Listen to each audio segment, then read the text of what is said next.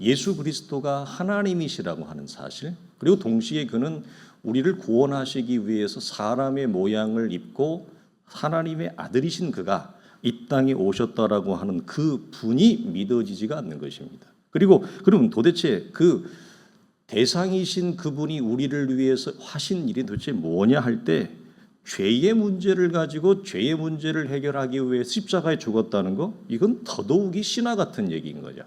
이건 상상 속의 얘기 같은 거예요. 이거 누가 꾸며낸 거 아닌가? 소설가가 아주 뛰어난 그 극작가가 만든 이야기가 아닌가? 더군다나 부활하셨다는 거예요. 있을 수가 없잖아요. 승천하시고 다시 오시겠다는 거죠. 이건 여러분 우리의 상상과 이성으로 받아들일 수가 없는 겁니다. 자, 여기서 중요한 질문을 다시 드립니다. 왜 우리는 믿어지지 않는가? 왜 믿어지지 않을까요? 우리는 성경적으로 규명을 해야 됩니다. 창세기 2장에 보면 선악을 알게 하는 나무의 실과는 먹지 말라. 그것을 먹는 날에는 너는 반드시 죽는다. 우리 아이들이기 때문에 개역 성경을 사용하지 않고 세번역을 동원했습니다. 먹는 날에는 너는 반드시 죽는다. 자, 그런데 선악과를 따먹은 아담과 하와는 몇 살까지 살았어요? 아담은 여러분 거의 1000살을 살았어요. 930년을 삽니다. 아니 죽는다면서요. 왜 바로 안 죽죠? 그러면 여기서 하나님께서 아담과 하와에게 네가 선악과를 먹으면 죽는다는 말에 그 죽음의 의미는 뭐예요? 이 죽음은 하나님을 알 수 있는 생명적 능력을 말해요. 하나님을 알 수 있는 그 생명을, 그 지혜가 죽은 거예요. 그런데 여기서 우리가 잊지 말아야 될 게 있어요. 사람은 하나님을 아는 생명과 그 지혜가 죽으면 육체의 생명도 결국 죽어요. 우리가 이렇게 표현해요. 아주 쉽게. 나무가 땅에서 뿌리가 뽑히면 얼마나 갈까요? 한 3박 4일, 잘못하면 일주일. 지난주에 이제 꽃이 피기 시작했는데요. 목사님이 아침에 사택에 이렇게 나왔는데 나올 때는 꽃이 안 피었어요. 근데 저녁에 퇴근하고 들어가는데 사택 들어가는 입구에 꽃이 막 확 핀 거예요. 얼마나 기분이 좋은지. 그 꽃이 저를 보고 웃는데 너무너무 기쁘고 좋은 거예요. 여러분, 나무가 땅에서 뿌리 뽑히면 꽃이 얼마나 갈까요? 결국은 죽죠. 말라 죽죠. 즉 우리가 하나님을 아는 영적인 생명이 죽으면 우리의 육체적 생명도 얼마 못 살아요. 그래서 다 죽는 거예요. 육체 자체가 시들고 말라서. 이걸 창세기 6장에서는 하나님이 뭐라고 하냐면 하나님의 생명에 떠나 있는 온 인류를 가리켜 뭐라고 하느냐? 너는 육체가 되었다 그래요. 우리는 다 육체잖아요. 근데 이 육체 안에 어떤 것만 있어요? 육체적 생명만 있어요. 하나님을 아는 생명에서 죽은 거예요.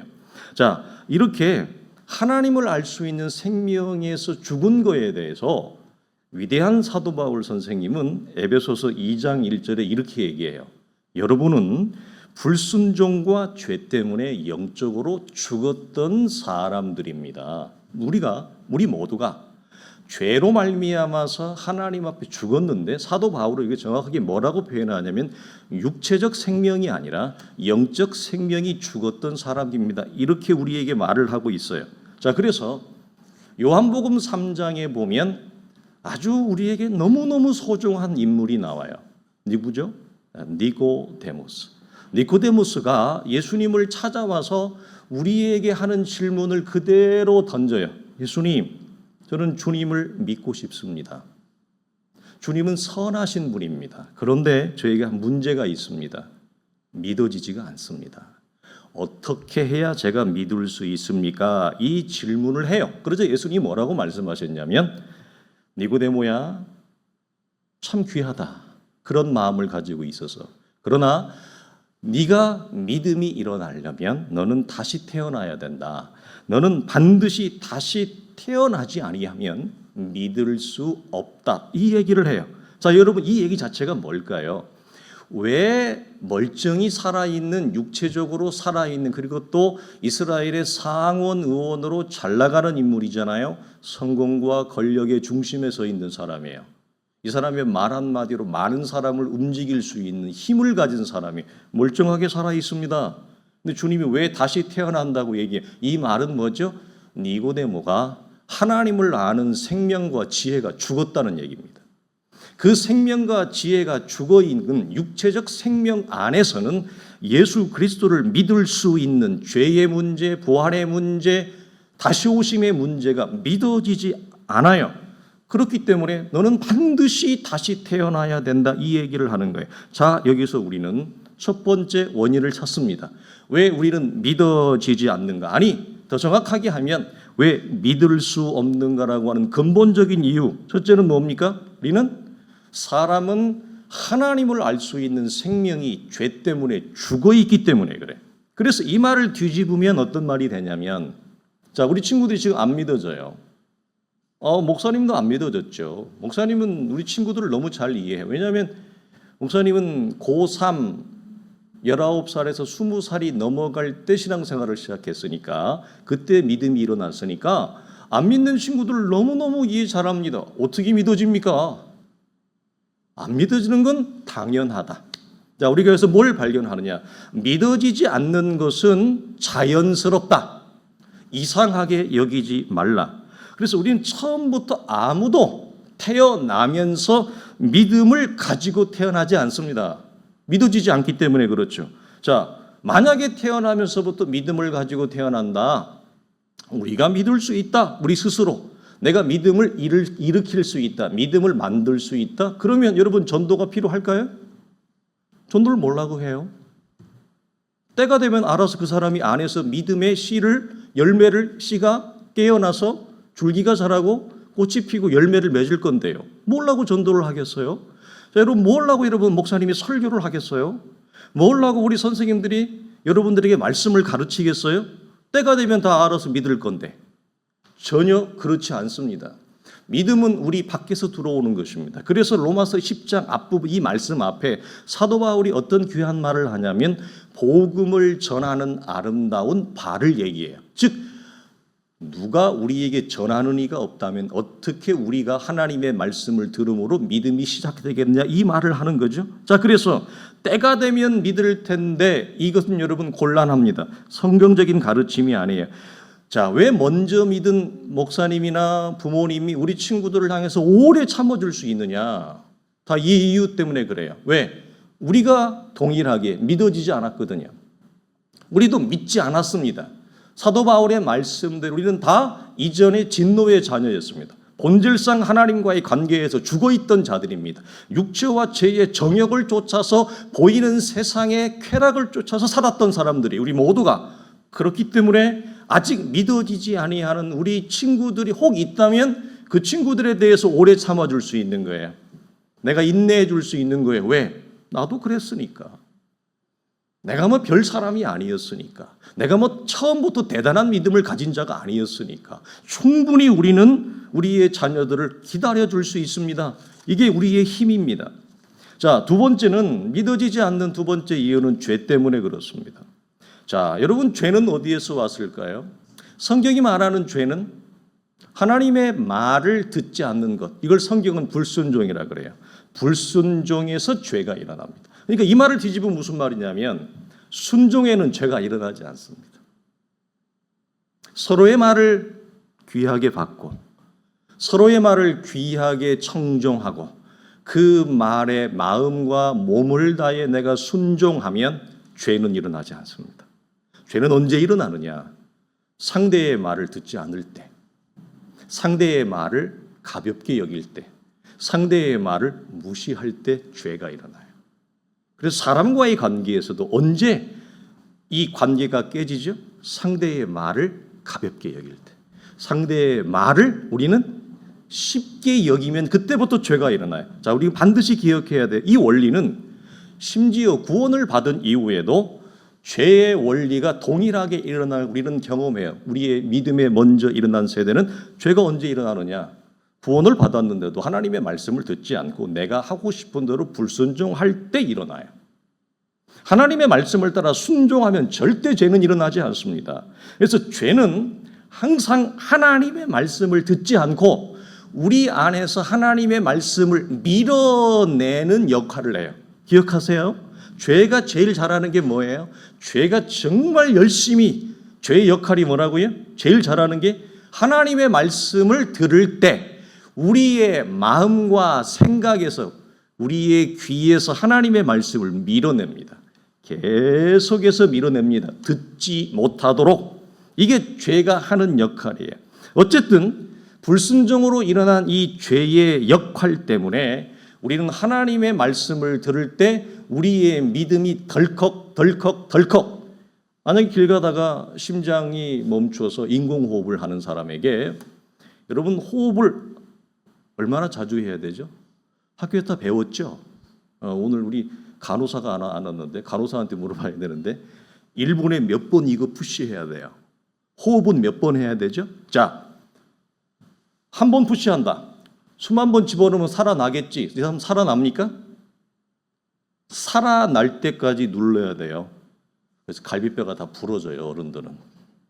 살아날 때까지 입에다가 호흡을 내가 집어넣어야 돼요. 이 말이 무슨 말이에요?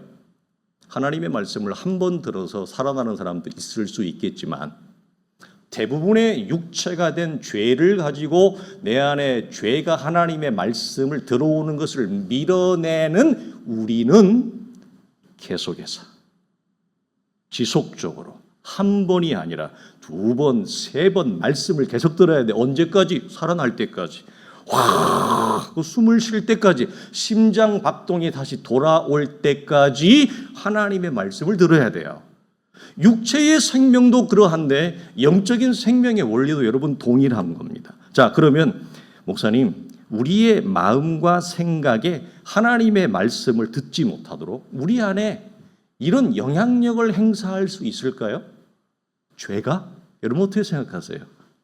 죄가 눈에 보이지도 않는데, 만지지도 않는데, 자, 죄가 우리 안에 생각과 마음에 불을 일으켜서 하나님의 말씀을 듣지 못하도록 할 수 있는 힘이 있을까요, 없을까요? 여러분 생각해 보셨어요? 자, 봅시다. 요한복음 13장 2절에 우리가 잘 아는 중요한 대목이에요. 저녁 먹을 때에 사단이 이미 가롯의 아들 유다의 어디에? 마음속에 예수를 팔아 넘길 생각을 불어넣었더라. 마음과 생각에 죄는 충분히 하나님의 말씀을 듣지 못하도록 생각을 불어넣을 수 있다 없다? 있어요. 예수 그리스도를 팔아 넘길 생각을 죄는 얼마든지 시킬 수 있습니다. 놓치지 마세요. 성령은 우리 안에 하나님의 말씀을 들을 때 우리가 살아나도록 우리 안에 생각과 마음의 감동과 감화를 할 수 있습니까? 할 수 있죠. 사단과 죄도 동일하게 우리의 생각과 마음을 주장해서 말씀을 듣지 못하도록 어두운 생각, 거부와 거절, 반역의 생각을 집어넣을 수 있다. 양자가 다. 성령도 인격적이지만 사단도 인격적이다. 우리는 이 세계를 다 보는 것입니다. 자, 그러면 왜 듣지 못하도록 목사님 이렇게 죄를 통해서 사단이 역사할까요? 이유는 딱 하나예요. 말씀을, 진리를 지속적으로 들으면 이 사람이 살아나기 때문에 그래요. 죽어있는 자가 살아나요. 진리를 들으면, 하나님의 말씀을 제대로 된 복음을 들으면 사람이 살아나요. 죽은 자가 살아나요. 이걸 누가 잘 안다고요? 사단이 너무 잘 아는 거예요.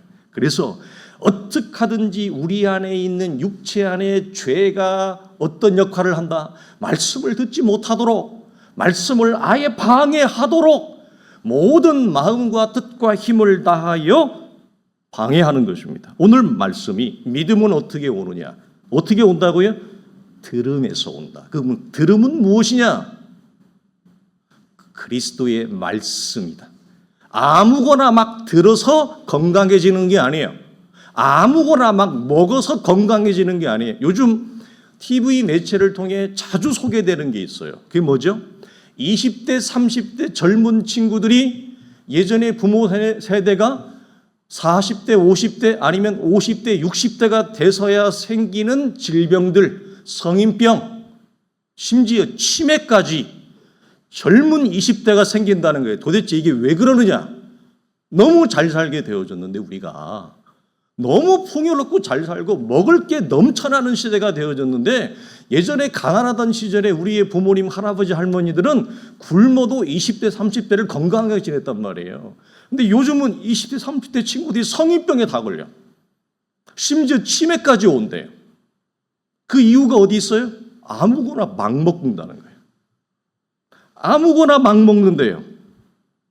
하나님의 말씀은 아무 말씀이나 막 들어서가 아니라 예수 그리스도와 그의 제자들이 우리에게 전하시고 선포하신 기록된 생명과 진리의 말씀, 바른 말씀을 들을 때 믿음이 자라요. 바른 말씀을 들을 때 생명이 깨어나는 거예요. 약장수 같은 말씀을 들어서 생명이 깨어나지 않아요. 그래서 믿음은 어디에서 오느냐? 들음에서 온다. 들음은 뭐냐? 그리스도의 말씀이다. 하나님에 대해 죽은 우리가 살아날 수 있는 유일한 길은 그리스도의 말씀을 우리가 다시 숨이 돌아올 때까지 듣는 거예요. 자, 베드로전서를 보면 베드로 사도가 이렇게 얘기합니다. 여러분은 다시 태어났습니다. 그것은 썩지 않을 시 곧 살아계시고 영원하신 무엇으로 되었습니다? 하나님의 말씀으로 되었습니다. 하나님의 말씀으로 우리가 다시 살아나요. 자, 이 살아날 수 있는 길을 사단의 최고의 목적은 죄를 통해 방해하는 거예요. 왜? 말씀 자체를 우리가 살아나도록 하기 때문에. 그래서 어떻게 방해하느냐? 이거예요. 야, 바보야. 너 왜 여기 이 자리에 지금 이렇게 앉아 있어? 이 바보야. 듣지 마. 저기 목사같이 생긴 사람이 말하는 거 다 뻥이다. 다 거짓말이야. 듣지 마. 우리의 생각과 귀를 오염시킵니다. 내가 왜 이 자리에 앉아서 저런 소리를 듣고 있어야 돼? 이런 시대에. 그래도 내가 지금은 힘이 없으니까, 내가 중학생, 고등학생이니까, 아직은 내가 결혼하지 않았고 아직 내 인생이 독립하지 않았으니까, 부모 밑에 있으니까 내가 지금은 좋은 모습으로 듣는 척은 해줄게. 이런 거예요. 그런데 내 마음은 딴 데 있지롱. 이런 거예요.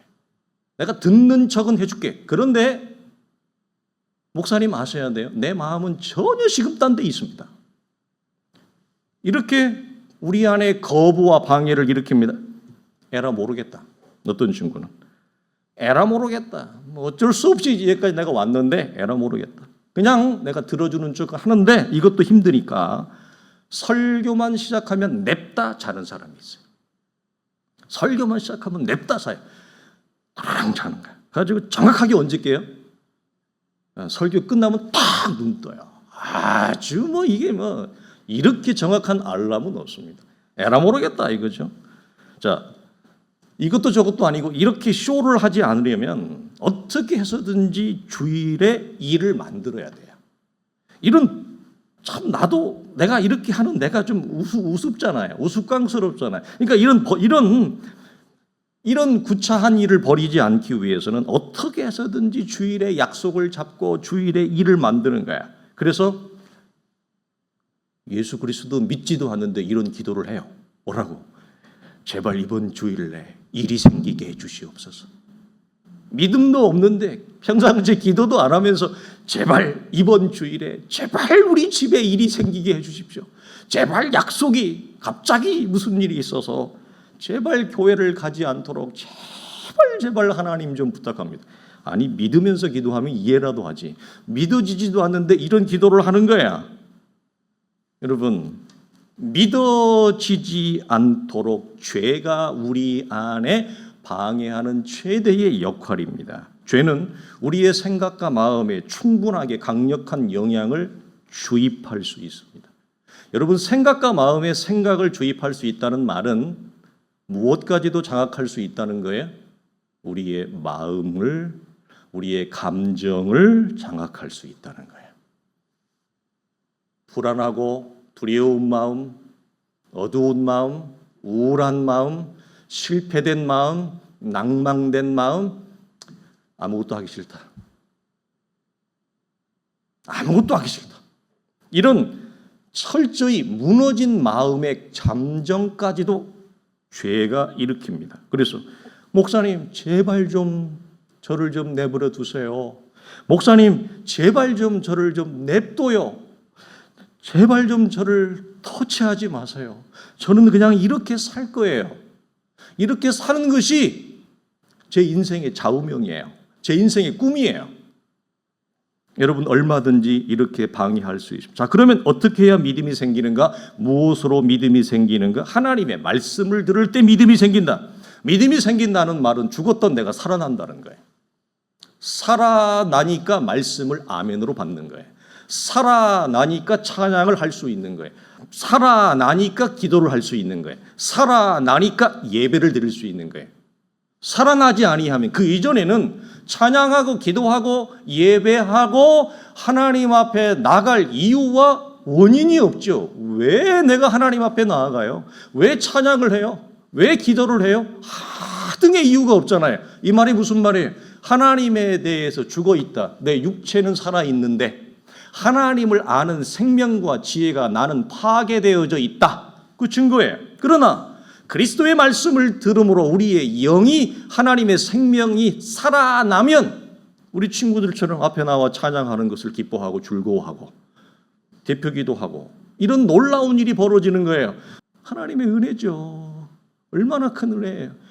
그러니까 우리 부모들이 얼마나 눈물을 흘려서 기도했겠어요. 우리 집사님, 장로님, 권사님들이 우리가 사랑하는 자녀들을 위해서. 그래서 그러면 마지막으로 왜 하나님의 말씀을 들을 때 우리가 살아나는가? 창세기 1장 1절에 하늘과 땅을 무엇으로 창조해요? 하나님이 말씀으로 창조해요. 말씀은 창조하는 능력이 있어요. 말씀은 우리의 영을 죽은 상태에서 살려내는 창조의 능력이 있어요. 그래서 말씀을 지속적으로 들으면 내 안에 죄의 거부에도 불구하고 죄의 세력을 하나님의 말씀이 깨고 내 죽은 영을 살려내는 역사가 주는 그리스도시요 살아계신 하나님의 아들입니다. 나의 주요 나의 하나님이라고 하는 살아난 자의 아름다운 감격과 고백의 언어가 그때 터져 나오는 거예요. 그러니까 내가 하나님의 말씀을 듣지 못하도록 나를 방해하고 좌절케 하고 가로막는 모든 것들에도 불구하고 우리가 왜 하나님의 말씀을 들어야 되고 주의를 지키고 예배 안에 들어가야 되느냐? 우리가 살아나야 되기 때문에 그래요.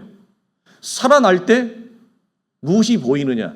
내가 이 땅에서 우리 청소년 아이들 이 세상에서 하나님이 창조한 이 세상, 하나님이 살려낸 내 생명이 내가 살아가는 70년, 80년, 100년의 생애에 무엇을 하면 내 인생이 가장 아름답겠다. 내가 저걸 하면 내 삶이 가장 빛나겠구나. 내가 별이 되겠구나. 내가 꽃이 되겠구나. 내가 아름다운 나무가 되겠구나라고 하는 내 인생의 진정한 자리, 콜링을 깨닫게 돼요. 이게 하나님이 나를 창조하신 목적이에요. 왜? 나를 창조하신 분을 하나님의 말씀을 통해 살아나서 그분을 만나고 보니 하나님이 나를 이 땅에 보낼 때 어떤 재주와 은사를 주어서 내가 어떻게 살아가는 것이 가장 나답고 가장 아름다운 나라고 하는 고유한 인생이 되어 수 있는가? 이 눈이 열려요. 가장 나다운 인생이 열리는 거예요. 그래서 여러분 예수 잘 믿는 친구들은 다 성실하게 살아요. 그냥 막연하게 잘 되고 싶어. 나 좋은 대학 가야지. 나 좋은 데 취직해야지. 나 되게 잘 살고 싶어. 나 돈 많이 벌고 싶어. 나 좋은 차 타고 싶어. 나 원하는 거 좋은 거 사고 싶어. 막연하게 잘 될 거야가 아니라 하나님을 만난 친구들은 내가 저 자리에 있을 때 하나님이 나를 창조하시고 구원하신 목적이 저 자리에 하나님이 나를 세우려고 나를 구원했구나. 이게 열어지니까 열심히 사는 거예요. 시간을 낭비하지 않고 성실히 사는 거예요. 좀 힘이 들고 답답해도 다시 일어나서 열심히 살아갈 수 있는 이유와 힘이 어디 있느냐? 구원에 있어요. 하나님 앞에 받은 바 은혜가 살아날 때. 저는 중고등부할 때 어려운 정편에 있는 친구들, 힘든 형편에 있는 친구들, 그래서 공부 제대로 할 수 없고 삶의 조건이 연약해서 저 정상적인 범주에서 밖에서 벗어난 친구들이 많이 있었어요. 그런데 그 친구들이 여러분 누구보다 좋은 조건에 있고 부유하고 아주 밖에 나가서 알바하지 않아도 될 만한 조건, 뭐 부모가 모든 걸 다 대주는 거예요. 모든 걸 풍성하게 다 대줘요. 얘는 돈 걱정할 필요가 없어요. 그냥 공부만 하면 되는 아이예요. 여러분 그런 아이들보다도 훨씬 잘 풀린 애들을 많이 봤습니다. 많이 봤습니다. 왜? 여러분 좋은 대학 들어가면 좋죠. 그렇죠? 그런데 여러분 기억하셔야 돼요. 좋은 대학 들어갔다고 반드시 인생이 잘 풀리는 건 아니에요. 하나님이 그 인생을 열어줘야 돼요. 하나님이 그 인생을 여러분 이렇게 이끄셔야 돼요. 그 은혜와 힘이 어디 있느냐? 나를 살려낸 하나님의 은혜가 이 연약한 조건에서도 하나님이 내 삶을 이끌어간단 말이에요. 그래서 어디에 세운다? 내가 너를 이 땅에 보낼 때 너 이렇게 살아가면 너 정말 예쁠 거야. 너 이 자리에 서 있으면 네 인생이 너무 향기로워, 아름다워, 빛나. 너 별이 될 거야. 꽃이 될 거야. 그 자리에까지 세운단 말이에요. 하나님이. 이런 은혜를 여러분 우리가 알고 신앙생활하고 공부하면 이런 친구들은 공부 더 열심히 하죠. 그렇죠. 학교 가는 거 힘들고 어렵지만 피곤하지만 더 열심히 하죠. 더 아름답게 인생을 살지 않겠어요. 우리 사랑하는 친구들이 그런 복되고 아름다운 인생 되기를 주의 이름으로 축원합니다.